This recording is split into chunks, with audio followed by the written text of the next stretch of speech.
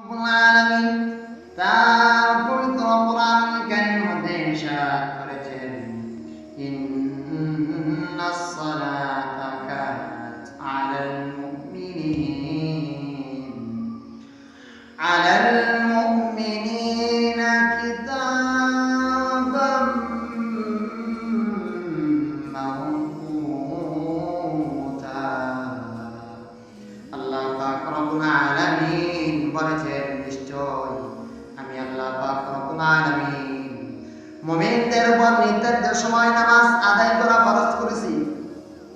বিশ্ব নবী মুহাম্মদুর রাসূলুল্লাহ সাল্লাল্লাহু আলাইহি ওয়াসাল্লাম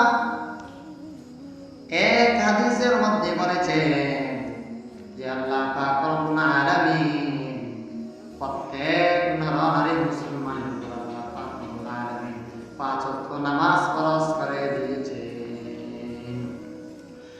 বিশ্ব নবী মুহাম্মদ রাসূলুল্লাহ সাল্লাল্লাহু আলাইহি ওয়াসাল্লাম বলেন, যে ব্যক্তি এই 5 ওয়াক্ত নামাজ গুরুত্ব সহকারে সঠিকভাবে আদায় করবে, কোনো অবহেলা করবে না, গাফলতি করবে না, আল্লাহ পাক রব্বুল আলামিন ওয়াদা দিয়েছেন এই 5 ওয়াক্ত নামাজের বিনিময়ে আল্লাহ পাক রব্বুল আলামিন তাকে জান্নাতে প্রবেশ করাবেন। নবী করিম সাল্লাল্লাহু আলাইহি সাল্লাম বলেন, যে ব্যক্তি এই 5 ওয়াক্ত নামাজ সঠিকভাবে আদায় করবে না, অবহেলা করবে, গাফলতি করবে, আল্লাহ পাক রব্বুল আলামিন চাইলে তাকে শাস্তিও দিতে পারেন আর চাইলেও তাকে জান্নাতেও প্রবেশ করাতে পারেন। রাসূলুল্লাহ সাল্লাল্লাহু আলাইহি সাল্লাম আরো বলেছেন, 5 ওয়াক্ত নামাজের উদাহরণ হচ্ছে এরূপ দিচ্ছেন যে তোমাদের কারো বাড়ির সামনে যদি একটি নদী বা নালা বা একটা নহর থাকে, স্বচ্ছ নহর, যদি কোনো ব্যক্তি সেই নদীর মধ্যে দৈনিক 5 বার গোসল করে, দৈনিক 5 বার গোসল করে, তাহলে কি তার শরীরে ময়লা বাকি থাকবে? সাহাবায়ে কেরাম রাদিয়াল্লাহু তাআলা আনহুম আজমাইন বলে, না না না, তার শরীরে আর কোনো ময়লা অবশিষ্ট বাকি থাকবে না। মুহাম্মদ রাসূলুল্লাহ সাল্লাল্লাহু আলাইহি সাল্লাম বলেন, যেমন যে ব্যক্তি 5 ওয়াক্ত 5 বার গোসল করার দ্বারা, পানির দ্বারা তার শরীরের ময়লা ধুয়ে পরিষ্কার, সে পবিত্র হয়ে যায়, তেমনি ভাবে যে ব্যক্তি 5 ওয়াক্ত নামাজ সঠিকভাবে আদায় করবে, এই 5 ওয়াক্ত নামাজের দ্বারা তার গুনাহ থেকে মুছে সে পবিত্র হয়ে যায়। আল্লাহ বিশ্ব নবী মুহাম্মদুর রাসূলুল্লাহ সাল্লাল্লাহু আলাইহি সাল্লাম বলেছেন, সাল্লাল্লাহু আলাইহি সাল্লামকে জিজ্ঞেস করা হয়েছিল যে আল্লাহর রাসূল, এ প্রিয় হাবিব, সর্বোত্তম কাজ কোনটি? বিশ্ব নবী মুহাম্মদুর রাসূলুল্লাহ সাল্লাল্লাহু আলাইহি সাল্লাম উত্তর দিয়েছেন, সঠিক মতে সঠিক সময় নামাজ আদায় করা। বিশ্ব নবী মুহাম্মদুর রাসূলুল্লাহ সাল্লাল্লাহু আলাইহি সাল্লাম বলেছেন, ও বুখারী ও মুসলিম শরীফের হাদিস বর্ণিত হয়েছে যে যে ব্যক্তি 5 ওয়াক্ত নামাজ যথাসময়ে আদায় করবে, সেই নামাজ কালীন কিয়ামতের দিন তার জন্য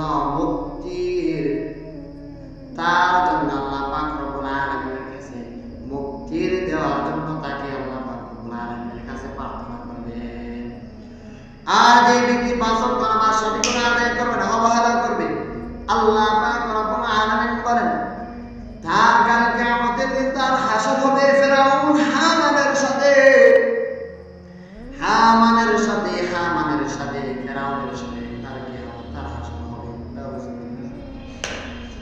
নবী করিম সাল্লাল্লাহু আলাইহি ওয়াসাল্লাম বলেছেন, ও দুনিয়াবাসী, ও জগৎবাসী, যখন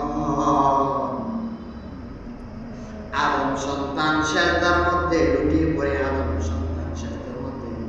তখন বিতাড়িত শয়তান বলে, হায় আফসোস, হায় আফসোস, আদম সন্তানকে আদেশ করা হয়েছিল সেজদা করার জন্য, সেজদা করেছে, তা আমাকে আদেশ করা হয়েছিল, আমি আদেশ করি নাই। আমার ঠিকানা জাহান্নাম ছাড়া আর দুজক ছাড়া আর কিছু হতে পারে না। নাউজুবিল্লাহ। যখন কোনো মুমিন বান্দা বান্দি সেজদার মধ্যে লুটিয়ে পড়ে, তখন শয়তান ইবলিস সেও আফসোস করে, হায় আমাকে সেজদা করার আদেশ করা হয়েছিল, আমি আদেশ করি নাই, আমার ঠিকানা জাহান্নাম ছাড়া কোনো রাস্তা নাই। তাহলে বুঝে নেন, শয়তান যদি সে নিজেকে নিজে হতভাগা মনে করে, আর আমরা মালিকের উম্মত, মালিকের বান্দা এবং রাসূলের উম্মত হয়ে আমরা কি আমাদের সেজদার কি চিন্তা ফিকির করতে পারি না?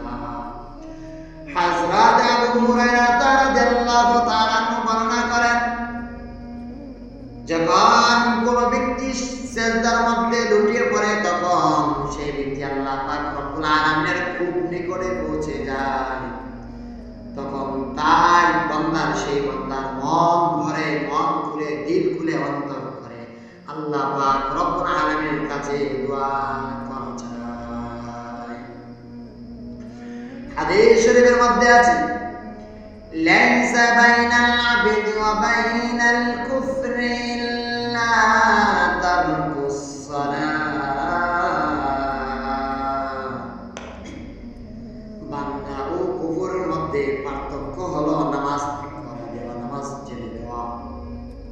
যে ব্যক্তি নামাজ ত্যাগ করে দিল, সে কুফরি করলো, সে কুফরির মধ্যে বেনামাজি কুফরের দিকে দাবিতে থাকে, দাবিত হতে থাকে। তার মানে যে ব্যক্তি নামাজ ছেড়ে দেয়, সে কুফরের দিকে চলে যায়, তার ঈমান আর সঠিক থাকে না, তার ঈমান সঠিক থাকে না। রাসূলুল্লাহ সাল্লাল্লাহু আলাইহি ওয়াসাল্লাম বলেছেন, যে ব্যক্তি নামাজ ছেড়ে দেয়, তার নিরাপত্তা আল্লাহর রাসূলের এবং আল্লাহর রাসূলের নিকট থেকে উঠে যায়। আল্লাহ পাক রব্বুল আলামিন তার পবিত্র কোরআনে কারীমে বলেন, মা সালাকাকুম ফি সাকর ক্বালু লাম নাকু মিনাল মুসাল্লিন ওয়া লাম নাকু নুত'ইমুল মিসকিন ওয়া কুন্না নাখুদু মা'আল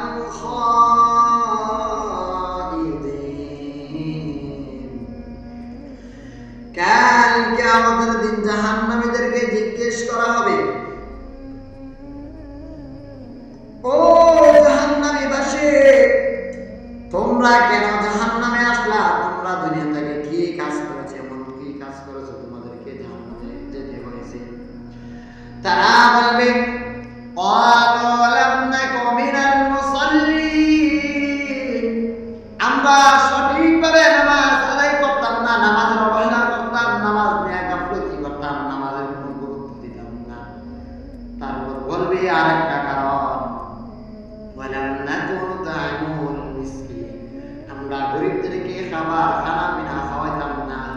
তারপর বলবে ওয়া কুন্না নাখুদু মা'আল খাবিদিন, আমরা সমালোচকদের সাথে সমালোচনা করতাম। যখন কোনো গীবতকারী, যখন কোনো ইসলামের দুশমন, যে ইসলামের বিরুদ্ধে কথা বলতো, আল্লাহর বিরুদ্ধে কথা বলতো, নবীর বিরুদ্ধে কথা বলতো, তখন আমরাও তার সাথে আমরা যোগ দিতাম, আমরাও তার সাথে যোগ দিতাম।